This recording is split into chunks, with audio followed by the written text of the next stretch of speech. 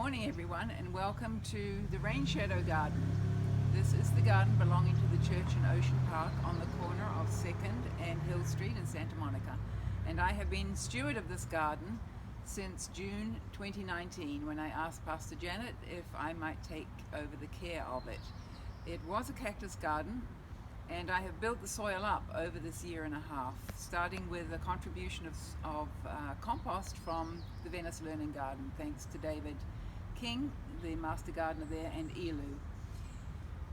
Then I've gone on to build the soil by using a permaculture idea where I don't dig, I create layers of green and brown and let it compost. And I've also got a composting project going, which I'll speak about in a minute. What has come through most with the garden, especially during this time of COVID, is the community it has created. It's not a community garden, but because of the public space, it's brought people, drawn people. People will come across the street just to say how wonderful it is, how they love to see it. I've had people come in, and when I had sweet pea growing, and each day on their walk I would see them come in and take a big breath of sweet pea. I've had people, 30 people so far, contribute one way or another: tools, plants, germination, advice, information. So it really has been, for me, a public spot which I thoroughly enjoy because it does draw people and it's healthful. Just in there seeing the garden, it's a joyful place and it's a restful place. So let me show you around a little bit. I'm aiming at an edible garden. So as many of the perennials as I can get are usable either for human consumption or for use in the compost. And we can start right here. This is a pigeon pea, which is edible but high in nitrogen, so I'll be using that for my compost when it gets a little bigger. And another pigeon pea here, both donated by a friend of the garden, Keith, as was this moringa tree, which is highly edible and also good for composting. And then my neighbors, Tim and my immediate neighbor, Linda, contributed these plants here. Let's walk over this way. This will be, and has been, a wildflower spring garden under the sign. Charlotte contributed this fern when it was a lot smaller. Lorraine contributed another fern down here. Maurice, who takes care of the tree here, who's an arborist. Maurice trims that tree and the lime tree each spring or autumn.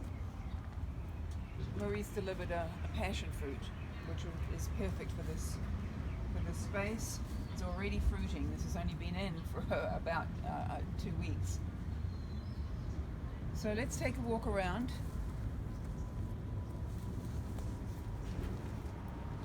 My interest, because I'm studying soil at the moment with the Soil Food Web School, Dr. Elaine Ingham, she's a pioneer in soil biology. I'm studying with her, and so compost is of a great interest in me. When I finish the course, I'll be able to analyze soil samples for the biology that's in there. So I've created a static compost here where I can take food that comes off the Whole Foods truck that stops here on a Sunday, delivering food to the homeless, and I take off any of the rotting fruit and I put my own food scraps in there as well. This is edible.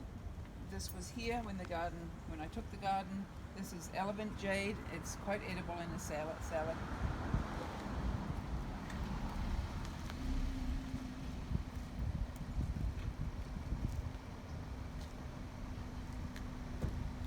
These two trees here would normally grow very tall, probably 30 feet tall. They were donated by the neighbor to the church. They were in pots and dying, so I transplanted them, and they're surviving.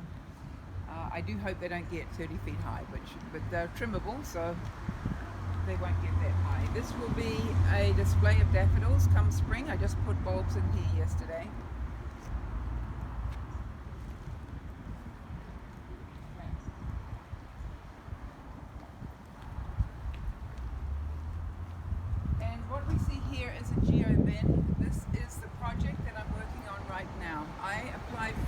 micro grant with this group. You'll see on the back of my t-shirt here. It's a civic partnership out of Santa Monica City Council, and I've got a small grant to create some compost, some hot compost with some volunteers, and my aim there is to bring awareness to good soil and to planting. So there will be giveaways when that compost has cured, hopefully in about a month's time, all going well. And one more step over here, where I've been growing vegetables.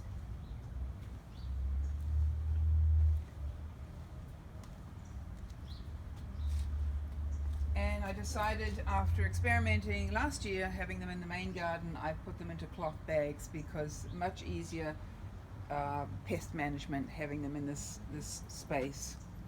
And again, in this garden I don't use any chemicals. It's all biological, and my pest management is pretty much picking the pests off the leaves and keeping it, monitoring them for caterpillars and the like. So this makes it very easy to manage.